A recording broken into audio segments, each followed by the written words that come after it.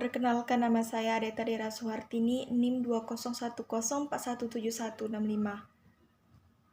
Setelah menonton video di atas, apa yang mereka bicarakan? Pembicara video pertama yaitu Ibu Mandi Purwahartono dan Pak Andin Rahmana. Membahas tentang prediksi karir dan tren digital marketing di tahun 2002. Isi dari penjelasannya yaitu bagaimana digital marketing menggunakan ide-ide kreatif dalam mengelola data dalam suatu perusahaan. Awal masuknya digital ini yaitu dari sosmed yang hampir semua orang memilikinya.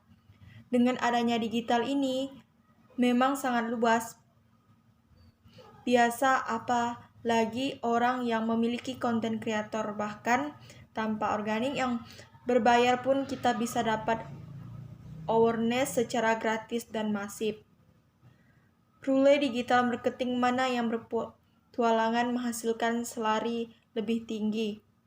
Yaitu dengan adanya sosmed, karena memiliki peluang yang baik untuk sebuah perusahaan yang menghasilkan selari lebih tinggi. Semua perusahaan brand pasti memiliki social media presence.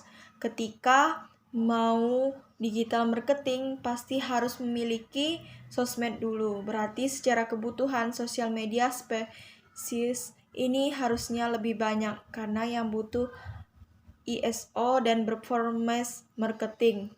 Apalagi company yang jauh lebih besar lagi atau yang lebih serius. Jadi pembahasan dari video pertama ini tidak jauh dari storytelling, metaverses, short form video, reel feed TikTok, web cookies atau medsos diperbaharui, fokus baru pada pemasaran email, algoritma pemasaran, dan pembuat YouTube.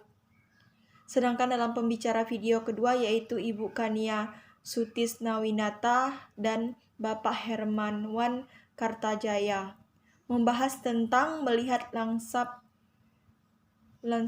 bisnis digital 2020 di Indonesia. Isi penjelasannya yaitu apa perubahan yang paling mendasar dari lanskap bisnis digital 2020 di Indonesia, yaitu teknologi, ekonomi, dan market. Teknologi itu travel di Indonesia selama 10 tahun itu nyata. Marketer ini harus memperhatikan perubahan teknologi agar bisa memprediksi apa yang terjadi pada ekonomi dan market. Anatomi objek dimasukkan dalam 4C, jenis kompetitif, consumer, dan company. Teknologi ini tidak hanya merubah kita, tetapi merubah jenis kompetitor, consumer, dan company. Selangsip berubah sehingga kita pada setting yang baru. Digitalisasi itu harus pertama memperkuat bisnis lama, yang memang bahaya jika tidak digitalisasikan, karena consumer behavior berubah. Mencari informasi mungkin dari digital sebagian. Kedua, digitalisasi ini membuat peluang baru, dan yang ketiga adalah harus diukur. Digitalisasi tetapi membutuhkan mausurumennya. Di dalam bisnis online, leadership management, kreativitas, produktif, inovasi, dan improvisasi semua harus berjalan berbarengan. Perbedaan dari kedua video. Video pertama membahas tentang tren digital, bisnis, dan sosmed. Bagaimana menggunakan ide-ide kreatif dalam mengelola data untuk mengembangkan sebuah tren yang akan dipublikasi. Sedangkan untuk video kedua yaitu membahas tentang perkembangan teknologi di Indonesia, terutama melihat lanskap bisnis digital 2020 di Indonesia. Selain itu juga menjelaskan strategis apa yang bisa dilakukan dalam bisnis perusahaan. Pendapat saya tentang bisnis digital di tahun yang akan mendatang. Menurut pendapat saya, perkembangan digital bisnis marketing semakin hari semakin meningkat, didukung dengan penggunaan teknologi dan inovatif.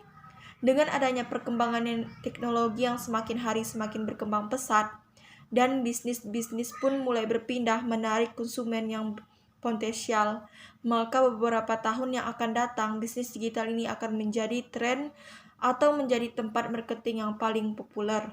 Mengapa demikian? Karena sebagian besar milenial yang lahir pada era digital ini mulai terbiasa dengan digital advertising dibandingkan dengan tradisional advertising, sehingga penggeseran bisnis perlu beralih ke digital bisnis. Apakah masih menjanjikan? Melihat perkembangan dari tahun ke tahun, bisnis digital ini semakin hari semakin berkembang. Mengapa demikian? Karena banyaknya pengguna internet. Dengan adanya internet, banyak orang yang mendapatkan perkembangan tersebut dengan cara berjualan secara online.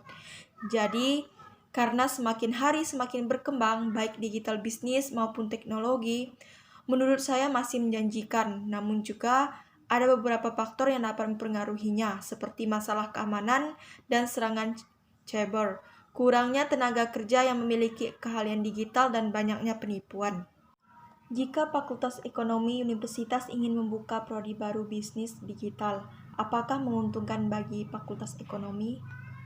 Melihat atau berkaca dari pandemi ini, di situasi seperti ini memberi peluang untuk Fakultas Ekonomi dalam membuka prodi, terutama tentang bisnis digital ini.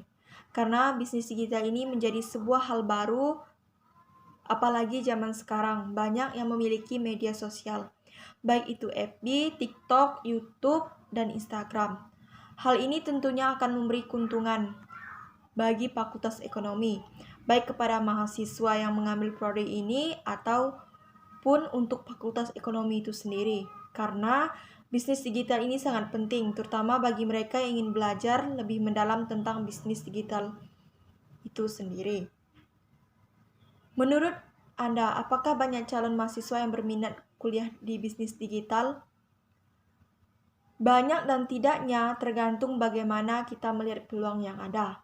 Tetapi, melihat pada era ini yang lebih maju, terutama dalam penggunaan media sosial, banyak orang yang memanfaatkan media sosial dengan berbisnis. Jadi, bisnis digital ini sangat penting bagi mahasiswa yang ingin membuka bisnis dan ingin mempelajari bisnis digital secara lebih mendalam.